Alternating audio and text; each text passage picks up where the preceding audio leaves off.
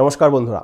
ভাই, যেদিন থেকে বাংলাদেশের সরকার পরিবর্তিত হয়েছে সেই দিন থেকেই বাংলাদেশের পরিস্থিতি খারাপ থেকে অতি খারাপের দিকেই যাচ্ছে। ভালো কিছু হচ্ছে না ভাই। এবং রিসেন্টলি কয়েক মাস থেকে অনেক আননোন গানম্যান অ্যাক্টিভেট হয়েছে এবং আস্তে আস্তে না চারিদিক থেকে খবর আসছে বিভিন্ন দেশের গুপ্তচরেরা মারা যাচ্ছে। তাদের মধ্যে বেশিরভাগ হয় ইউএসের বাসিন্দা, না হলে পাকিস্তানের বাসিন্দা, না হলে টার্কির বাসিন্দা। একের পর এক খবর আসছে বন্ধুরা। কখনো খবর আসছে বাংলাদেশের কোনো হোটেল রুমে আইএসআই এর এজেন্ট মারা গিয়েছে, কখনো ইউএসের অফিসার মারা যাচ্ছে, কখনো টার্কির কোনো এজেন্ট মারা যাচ্ছে। এবং এটাও দেখা যাচ্ছে এরা সবাই বাংলাদেশে বসে কোনো একটা বড় প্ল্যান করছিল, সেটা কিন্তু ভারতের জন্য খুবই খতরনাক হতে পারত।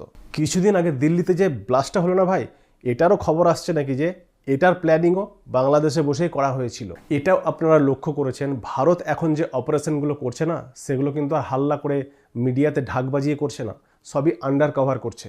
কিছুই জানতে পারছি না আমরা, বাইরে থেকে আমরা কিছু জানতেও পারবো না, কিছু বুঝতেও পারবো না, দেখতেও পাবো না, সব কিছু আন্ডার কভার হচ্ছে এখন। আমি আপনাদেরকে কিছু প্রমাণ এখন দেখাতে চাই বা বলতে চাই। দেখুন, একটা খবর এসেছিল 20 নভেম্বর বাংলাদেশের ঢাকায় একটা হোটেল রুমে ইউএসের একজন মিলিটারি অফিসারের ডেড বডি পাওয়া গিয়েছে। যেমনটা আপনারা হেডলাইনে দেখতে পাচ্ছেন, US officer founded dead in Dhaka. ঢাকারই একটা হোটেল রুমে কয়েক মাস আগে জ্যাকসনের মৃত শরীর পাওয়া গিয়েছিল। জ্যাকসনও কিন্তু একজন ইউএস অফিসার ছিল। তার উপরে এটাও আরোপ লাগানো হয়েছিল যে সে বাংলাদেশে বসে মোদিজিকে মারার প্ল্যান করছিল। তারপরে তো আপনারা খবরে শুনেছেন যে পুতিনের এজেন্টরা তাকে খুঁজে বের করে এবং মারে আর মোদিজিকে বাঁচিয়ে নেয়। দেখুন, চিটাগং, কক্সবাজার সব জায়গা থেকে খবর আসছে, বিশেষ করে ইনডাইরেক্ট সোর্সে, যেমন বাংলাদেশের বিভিন্ন পত্রপত্রিকা এবং মিডিয়া থেকে, স্থানীয় মিডিয়ার সোর্স থেকে, যে এইসব জায়গা থেকে বাংলাদেশের বিভিন্ন জায়গায় ইউএস অফিসার, আইএসআই এজেন্ট, টার্কির এজেন্ট, এদের কিন্তু ডেড বডি পাওয়া যাচ্ছে। এইসব বিভিন্ন জায়গা থেকে খবর আসছে যে ইউএসের কমসে কম 15 থেকে 17 জন অফিসারের মৃত শরীর পাওয়া গিয়েছে বাংলাদেশের এই বিভিন্ন জায়গাগুলোতে। এবার এদের এই মৃত শরীরকে তো কেউ কোনো দেশ গুপ্তচর হিসাবে স্বীকার করবে না, হয় মিলিটারি অফিসার, নেভি অফিসার, কোনো সরকারি অফিসার, এরকম আখ্যা দিয়ে তারা ডেড বডিগুলোকে নিয়ে যায়। কোনো দেশের গভর্নমেন্টই গুপ্তচর মারা গেলে স্বীকার করে না। ভাই, একটা দুটো হলে নাই বিশ্বাস করা যায় কোনো অফিসার কোনো কাজে এসেছিল মারা গিয়েছে, বাট ভাই 16 থেকে 17 জন অফিসার্স মারা গিয়েছে। তাহলে বুঝুন ওই দেশটাকে ব্যবহার করে কি প্ল্যানিং চলছে, সেখানে বিভিন্ন দেশের এজেন্টরা কি প্ল্যান করছে এবং কার বিরুদ্ধে করছে, এটা নিশ্চয়ই আপনারা বুঝতে পারছেন, এবং কারা করছে এটাও বুঝতে পারছেন। এমনকি রিসেন্টলি দেখুন, 15ই ডিসেম্বর বঙ্গোপসাগরে ভারতবর্ষের একটা মাছ ধরা ট্রলারের এফভি পারমিতা 11 যার নাম ছিল, তার সাথে সংঘর্ষ হয়। অভিযোগ অনুযায়ী সংঘর্ষটি ভারতের জলসীমার ভিতরে হয়। এবার ওই ট্রলারে থাকা 16 জন ভারতীয় জেলের মধ্যে 11 জনকে ভারতীয় কোস্টগার্ড উদ্ধার করে, 5 জনকে এখনও খুঁজে পাওয়া যায়নি, নিখোঁজ।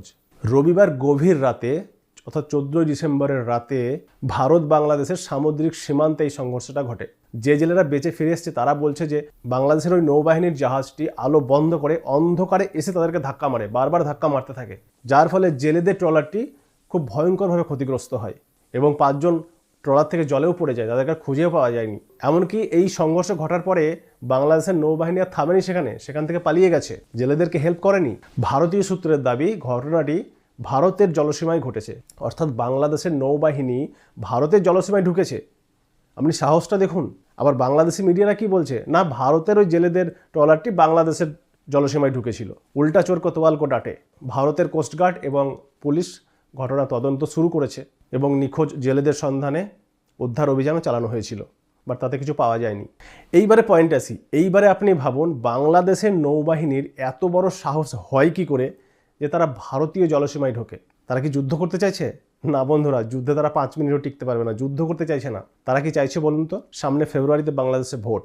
এবার ইউনিস সরকার এবং ছাত্র নেতারা যেভাবে বাংলাদেশি জনসাধারণের ব্রেন ওয়াশ করেছিল না, মানে ব্রেনটাকে, বাংলাদেশের সাধারণ মানুষের ব্রেনটাকে এমন করে দেওয়া হয়েছে যে তারা ভারতীয় মানেই শত্রু, এটাই বোঝে, ভারত আমাদের শত্রু, বাস যত ক্ষতি ভারত আমাদের করছে, এইভাবে ব্রেন ওয়াশ করা হয়েছিল। এবার আস্তে আস্তে আস্তে আস্তে ইউনিসের মুখোশ খুলে যাচ্ছে, সবাই দেখতে পাচ্ছে, সাধারণ মানুষও বুঝেছে যে ভারত আমাদের শত্রু নয়। ইউনিসের ছাত্র নেতারা তো সবসময় এটাই প্রচার করে বেড়ায়, ভারত আমাদের শত্রু। এইবারে ফেব্রুয়ারিতে যদি ভোট হয়, তার আগে একটা ছোটো মোটো উস্কানি ভারতকে সবসময় উস্কাবে বাংলাদেশ। হ্যাঁ, যেমন নৌবাহিনী জলসীমা ক্রস করবে, স্থলবাহিনী বিএসএফ বা বিজিবি কিছু করতে পারে, তারা তো সবসময় উস্কানিমূলক কাণ্ড করেই থাকে। তো এইরকমভাবে একটা উত্তপ্ত পরিস্থিতি সৃষ্টি করবে যাতে ভারত কোনো পাল্টা আঘাত হানে এবং সেইটাকে আবার ইউনিস এবং তার পান্ডারা ওটাকে নিয়ে বাংলাদেশের সাধারণ মানুষকে দেখাবে, দেখো ভারত আমাদের এই ক্ষতি করেছে, ভারত আমাদের এতজন সৈন্য মেরে দিয়েছে, ভারত আমাদের এই গ্রামের ওপরে বোমা ফেলেছে, এই করেছে ওই করেছে, ভারত আমাদের জেলেদেরকে মেরে দিয়েছে, যাতে আবার একটা ভারত বিরোধী মানসিকতা বাংলাদেশের সাধারণ মানুষের মধ্যে তৈরি হয়, যাতে ইউনিস সেটাকে কাজে লাগিয়ে নিজের ভোটে পরিণত করে আবার সরকার আসতে পারে। কারণ ইউনিস জানে সে ভোটে কোনোদিনই জিততে পারবে না। এটাই এখন চলছে প্ল্যান বন্ধুরা। তো এইসব উস্কানিমূলক কাণ্ডের পিছনে বড় বড় প্ল্যান থাকে, মানে জিওপলিটিক্যাল যে কী কী ঘটে ওটা মানে আমাদের চিন্তাভাবনার ধারণার বাইরে বন্ধুরা। তো বন্ধুরা আজকের ভিডিওতে এটুকুই, দেখা হচ্ছে নেক্সট ভিডিওতে। ততক্ষণ পর্যন্ত সবাই ভালো থাকবেন, নিজের খেয়াল রাখবেন, সুস্থ থাকবেন।